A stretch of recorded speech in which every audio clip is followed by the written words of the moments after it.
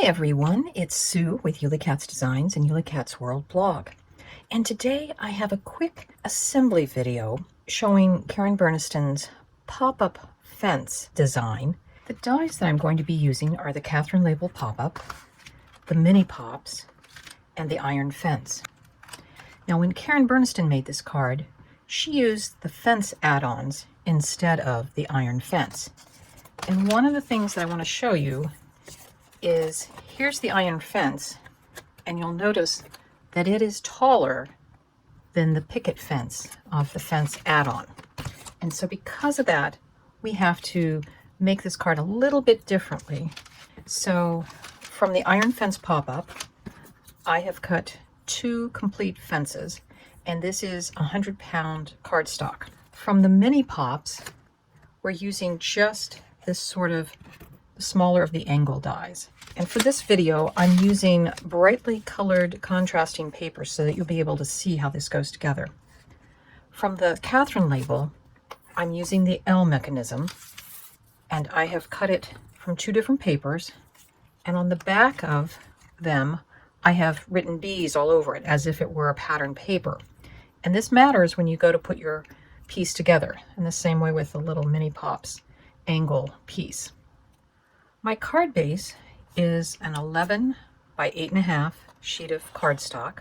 I have scored it and folded it at 5.5, so we're getting basically an A9 size card. I have marked 4 3/4 inches up on the fold, a mark, and that's where we will be installing our mechanisms.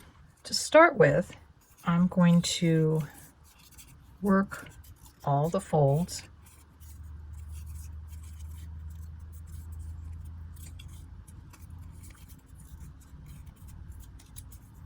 and I'm working them back and forth. This is a somewhat heavy cardstock.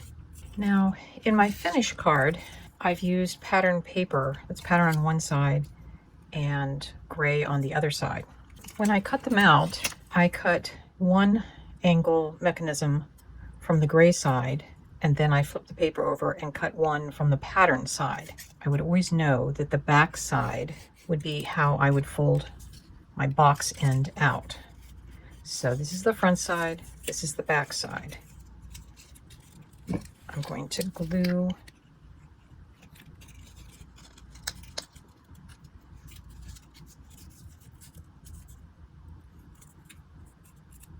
my tab together to form that box, and I just like to fold it both ways to make sure that it will fold and open in the same mechanism.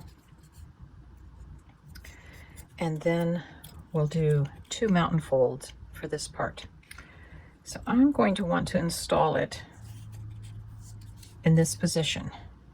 So with the back side pointing up, I'm putting the very tip of that up against my mark and this edge along the fold, but not in the fold. And the glue just goes on this triangle. I'm not going to be able to put a staple through this card because it's so tall. But what I will be able to do is put an extra piece of strong double-sided adhesive. So I'm going to let this dry before I go on to my next step. So with this good and dry and feeling secure, because this is the point where all of the stress is going to happen on the mechanism. Here's my tab side, and I've folded this flat. Now I'm going to find, here's one fold and here's the second fold. I need to fold it like this, and you can see this panel back here is where I need to put the glue. And then for it to find its resting place, we just close the card. I'm going to let it rest a little bit.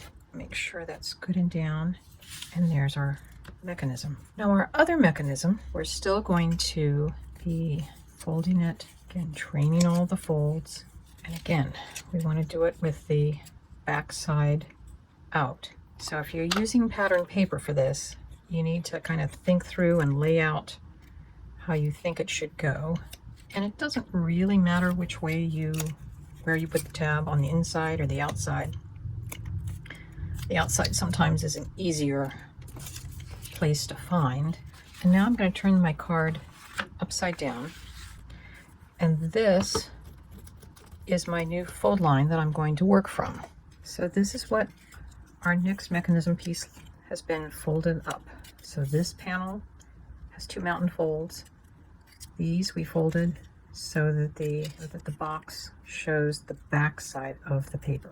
And now we just need to match up this little notch so that fold line goes right along the edge of this part. We're going to let that dry and then we'll come and do the next part. So like the other side, I know that here's my first fold and here's my second fold. So I'm going to fold that over, and I want to put glue on the narrow little rectangle there.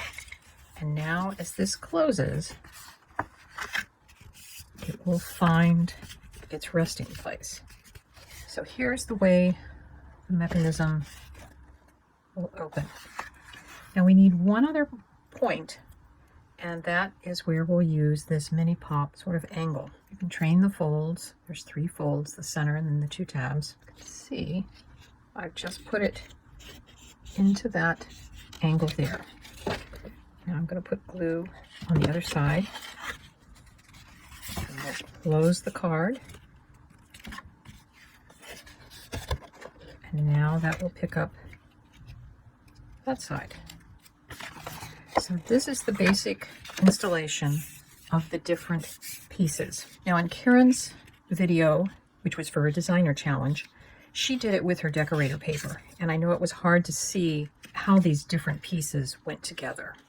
So that's why I've just done this little video with different colored papers. I cut 2 of the fence pieces. And for the right size piece, I need 7 of these tips. 1, 2, 3, 4, 5, 6, 7. So I'm going to cut kind of right at where the swirl is. And I'll set aside that piece.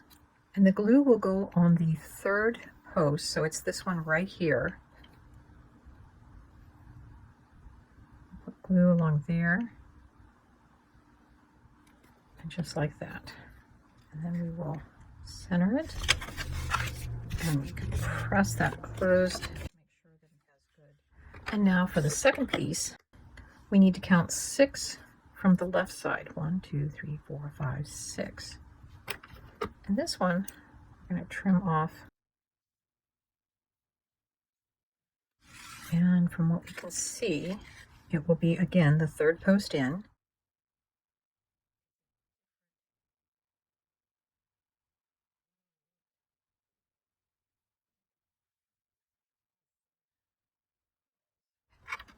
That's always a good idea, while the glue hasn't set yet. Open and close it and make sure that everything is going to fit in the card for the most part. And we have a tiny little snippet there, but that's the one thing we might have to worry about. So on our other card, I will probably cut this flat against that so that we'll have that just a little bit inside. Now to make the gate, I'm going to combine our 2 leftover pieces, and the gate will be 4 sections. So I have one piece like that, and I will cut off. My other piece looks like this. And we'll glue those 2 together to make our piece. So our gate has dried. It's going to go on this mechanism right here.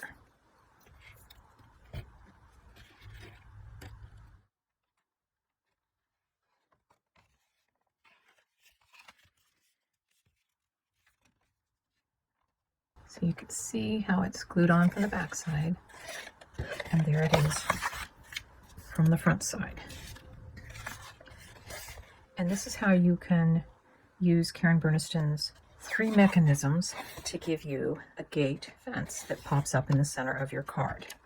Now, the key concerns that you need to have are, will the panels of the fences all close down to stay within the card?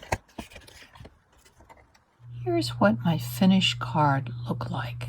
I hope you enjoyed this video and found it useful. We'll see you next time. Bye-bye.